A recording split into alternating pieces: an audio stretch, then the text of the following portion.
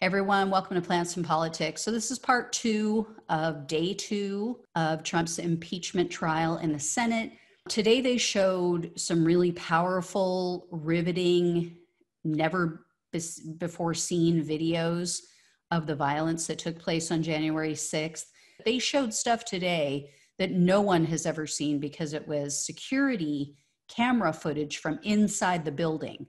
So there was no audio, but you could see what was going on. And I have to say, just my top line takeaway from a lot of these videos was I've never seen more toxic masculinity. I've never seen more men who obviously haven't gotten any in far too long. Either that or they're clearly suffering from roid rage and they're pumped up on steroids, because the amount of high fives and fist pumps and just the rage that they have, it's pathetic. And I have a confession to make too. I've been very hard on police. I have been known to call them terrorists at times when they have done things, when they've shot people, harmed people who were unarmed. And some of them deserve it. Some of them who have killed children and young people and adults alike who were unarmed, who were doing nothing wrong. Yeah, they are scum. But I will admit today that I should not lump them all together. I should not paint them with a broad brush, and I apologize for that. After watching these videos, watching how fearless and selfless so many of them were on January 6th, I have a newfound respect for the police. Again, not all, because there are some racist ones, there are some bad ones, and I still stand by the fact that they need to step up and call out the bad ones. They absolutely need to do that. That thin blue line crap needs to go. But especially the officers of color who were at the Capitol that day, who are facing down hordes of known white supremacist groups and people wearing pro-Nazi clothing, carrying the Confederate flag, the flag of another violent insurrectionist group who literally fought to keep other human beings as slaves. These officers, all of them, put their bodies and literal lives on the line to protect members of Congress and their staff. And it hit me as I'm watching them that they did this for not just those who they agree with politically, but they did it for all of them. And so I just wanted to take a moment to say that and say it brought me to tears. It really did. But there was more damning evidence that I wanted to get into.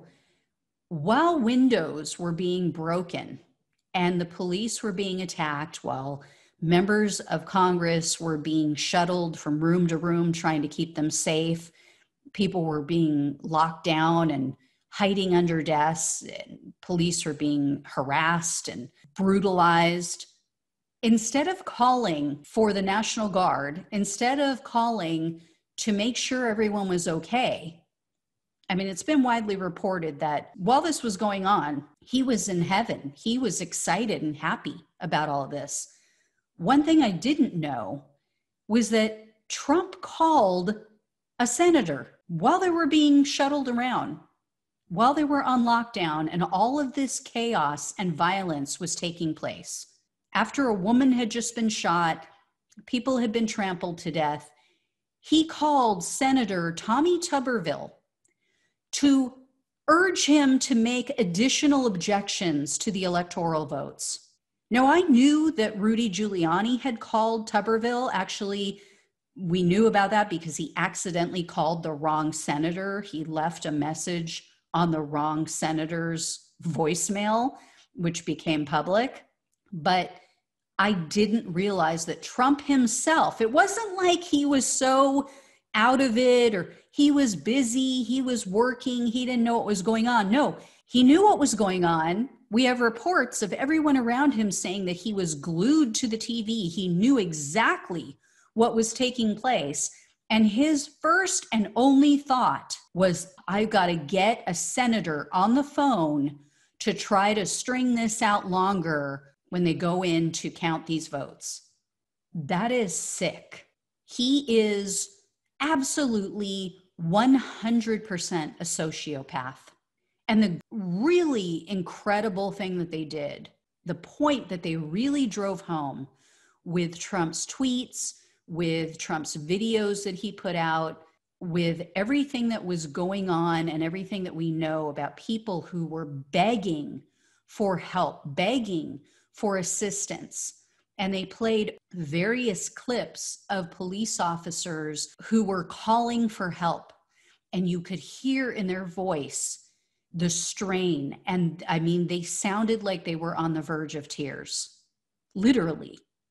Grown men, grown police officers sounded like they were ready to cry as they were begging for help. And the thing that they undergirded all of this with was that Trump didn't send help.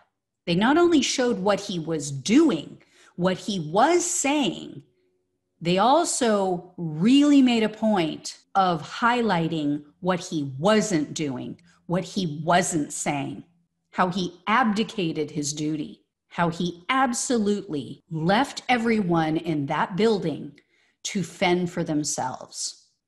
If after this, if after today, these Republican senators still vote to let him off the hook and refuse to hold him accountable, they are pure evil.